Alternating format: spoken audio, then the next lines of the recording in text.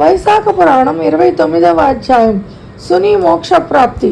నారదుడు అంబరీషునితో వైశాఖ మహిమను ఇట్లు వివరింపసాగాను. శృతదేవుడు శృతకీర్తి మహారాజుతో కూడా ఇట్లు చెప్పారు.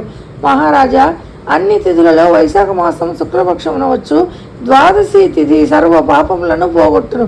ఇట్టి ద్వాదశి నాడు శ్రీహరిని సేవింపనిచో దానములు, తపములు, ఉపవాసములు, వ్రతములు, యాగములు చేయుట, చెరువులు ఉన్న వాటిని త్రవ్వించుట అన్నీ వ్యర్థాలే. ఈనాడు ప్రాతకాల స్నానం చేసించో గ్రహణ కాలమున గంగా తీరమున 1000 గోవులను ఇచ్చిన పుణ్యం కలుగుతుంది.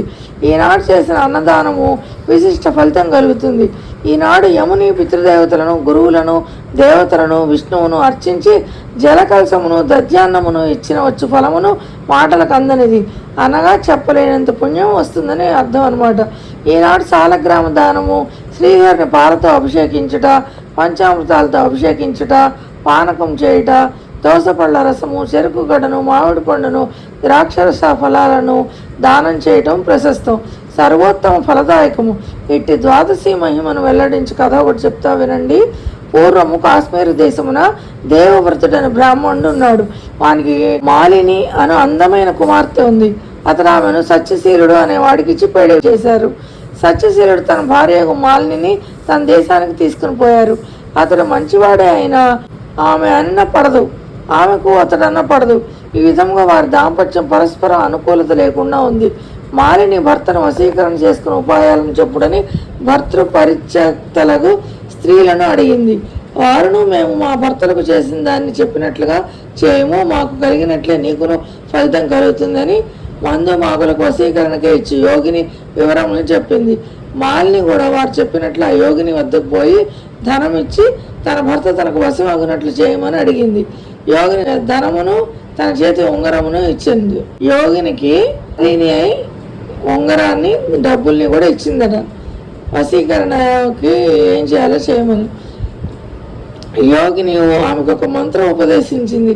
అన్ని ప్రాణులను స్వాధీనమయ్యాడు చూర్ణం ఇస్తున్నాను, దీన్ని నీ భర్తతో తినిపించు, ఈ యంత్రమును నీకు ధరింపు అని చెప్పింది. ఇందువల్ల నీ భర్త చెప్పినట్లు వింటాడు అని చూర్ణమును యంత్రమును ఇచ్చాను. మాలిని కూడా సంతోషంతో ఇంటికి వచ్చింది. యోగిని చెప్పిన మంత్రమును అనుష్ఠించను, చూర్ణమును భర్త చే తినిపించను, యంత్రమును తను కట్టుకొనెను. ఆమె భర్తకు ఆ చూర్ణము తినుటచే వ్యాధి కలిగను.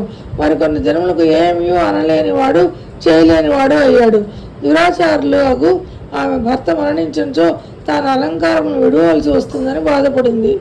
మరల యోగి వద్దకు వెళ్ళింది. ఆమె ఇచ్చిన దాన్ని భర్తతో తినిపించింది. ఆమె వాని ఆరోగ్యం బాగుపడును, కానీ ఆమె స్వేచ్ఛగా సంచరిస్తూ వీటిలతో కాలక్షేపం చేయటచే ఆమెకు వ్యాధులు కలిగి పలు బాధలు పడి తుదకు మరణించను. యమలోకం చేరి పెక్కు విచిత్రములకు హింసలను అనుభవించింది. పలుమార్లు కుక్కగా జన్మించింది. కుక్క రూపంలో ఉన్నా కూడా ఆమెకు వ్యాధులు తప్పలేదు. సౌవీర దేశమున పద్మబంధువు అని బ్రాహ్మణుని ఇంట పంచేసి గృహమందు కుక్కగా ఉంది. ఓ బ్రాహ్మణుడి ఇంట్లో పనిచేసే అమ్మాయి ఇంట్లో కుక్కగా పుట్టిందట. ఇట్లా 30 సంవత్సరాలు గడిచినాయి.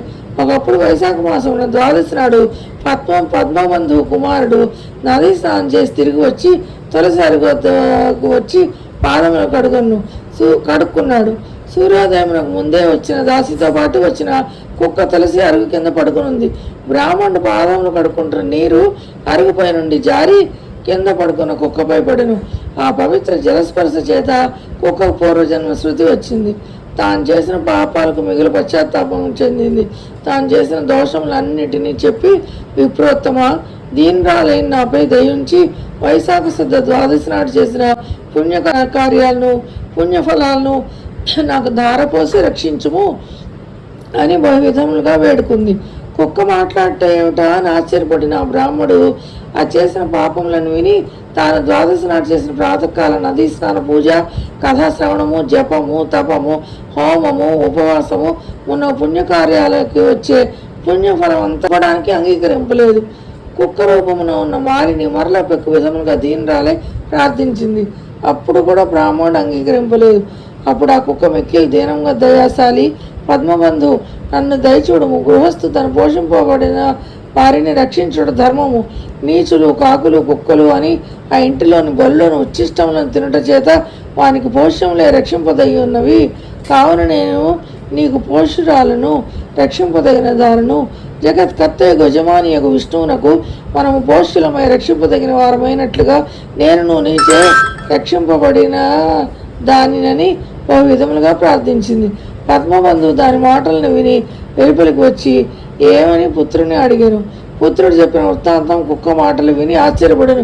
పుత్రుని చూసిన ఆయన నువ్వు ఇట్లు పలుకరాదు, సజ్జనులు ఇట్లా మాట్లాడకూడదు, పాపాత్ములు తమ సౌఖ్యముల కొరకే పాపాలు చేసి అవమానితులగుతున్నారు.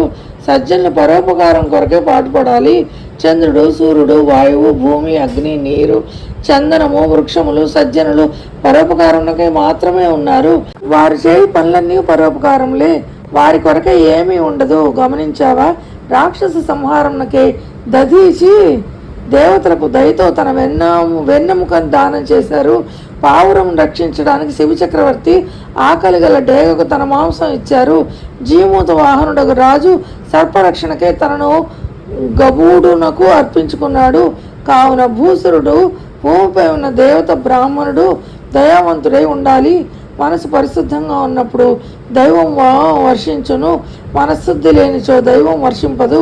చంద్రుడు ఉత్తమాది భేదం లేకుండా వెన్నెలను అంతటా ప్రసరింపజేస్తున్నాడు కదా. కావున నేను తీన్రాలే అడుగుతున్నాను, ఈ కుక్కను నా పుణ్యకార్యముల ఫలమునిచ్చి ఉద్ధరించును అని పలికెను. ఆ తల్లి చెప్పిన తర్వాత ఆయన ఇస్తానని చెప్పారనమాట. ఆయన ఫలితం అంతా ఇట్లా పలికి ద్వాదశి నాడు తాను చేసిన పుణ్యకార్యాల ఫలం మొత్తం కుక్కకు ధారపోసి నీవు పాపములు లేని దానవై శ్రీహరి లోకమును పొమ్మని పలికెను. అతడు ఇట్లు పలుకుచుండగా ఆ కుక్క రూపమును విడిచి దివ్యభరణ భూషితురాలైన సుందరిగా నిలిచెను. బ్రాహ్మణునకు నమస్కరించి కృతజ్ఞతను తెలిపి తన కాంతితో దిక్కులను ప్రకాశింపజేయనది దివ్య విమానమును ఎక్కిపోయాను. స్వర్గమున పెక్కు భోగములను అనుభవించుచు భూలోకమున నరనారాయణ స్వరూపుడకు దైవము నుండి పుట్టి ఊర్వశిగా ప్రసిద్ధి పొందెను.